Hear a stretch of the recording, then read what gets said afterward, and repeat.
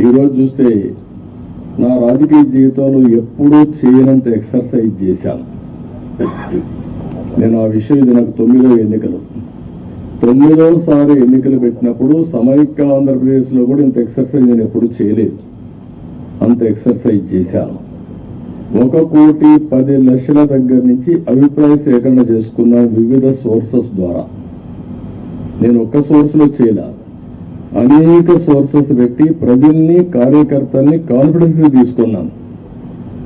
నేను ఒక మహత్తరమైన కార్యక్రమానికి శ్రీకారం చుట్టినప్పుడు నాకు సరైన సమాచారం కూడా ఉంటే సరైన నిర్ణయాలు తీసుకుంటాం.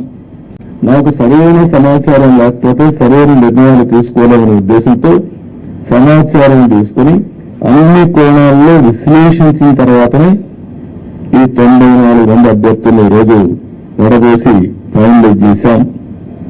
ఇందులో కూడా మీరు చూస్తే ప్రజల మధ్య ఉండే వ్యక్తులు కానీ, ప్రజలు కోరుకునేవారు, ప్రజల ఆమోదయోగ్యం ఉండేవాళ్ళు, సమర్థవంతంగా ఎన్నికలను ఎదుర్కొని అవతల వారితో పోటీపడే అభ్యర్థుల్ని ఎంపిక చేయడం జరిగింది. ఈరోజు ఈ 2 ఎక్సర్సైజుల్లో 118 పూర్తయినాయి. 94 మేము చేశాం, వారు 24లో 5 అనౌన్స్ చేశారు. మిగిలిన అభ్యర్థులను వారు ఎంపిక చేస్తారు.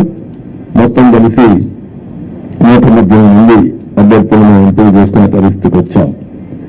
ఈ అభ్యర్థుల ఎంపికలు తెలుగుదేశం పార్టీ అయితే యువతకు, మహిళలకి, బీసీలకు, అదే మరి యంగ్స్టర్స్ కి ఎక్కువ ప్రాధాన్యత ఇచ్చడానికి ప్రయత్నం చేశాం.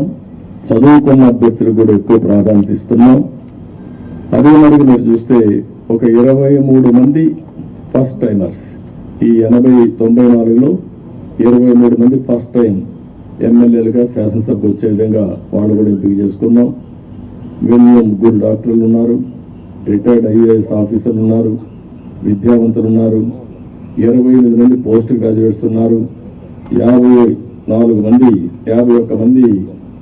గ్రాడ్యుయేట్స్ ఉన్నారు, బాగా 2 పిహెచ్లు కూడా ఉన్నారు.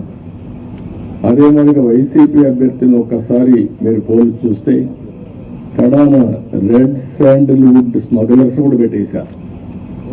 రౌడీల్ని, గూండాల్ని కాకుండా రెడ్ శాండిల్వుడ్ వ్యాపారం చేసేవాళ్ళు పెట్టారంటే ఆ డబ్బులు ఇంకా ఆ రెడ్ శాండిల్ వ్యాపారం చేసేవాళ్ళు ట్రాన్స్ఫర్ కూడా చేశారు అక్కడి నుంచి. ఎందుకంటే బ్రహ్మాండమైన ప్రొడక్షన్ ఉంది అక్కడ, నాయకుల ప్రొడక్షన్ కూడా, నాట్ ఓన్లీ రెడ్ శాండిల్ ప్రొడక్షనే కాదు.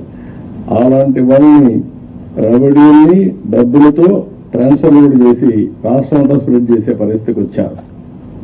ఈ విషయం కూడా ప్రజలు కూడా గుర్తుపెట్టుకోవాల్సిన అవసరం ఉంది.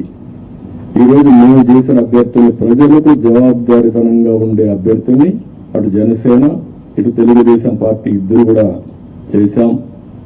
ఈరోజు ప్రజల్లో తీవ్ర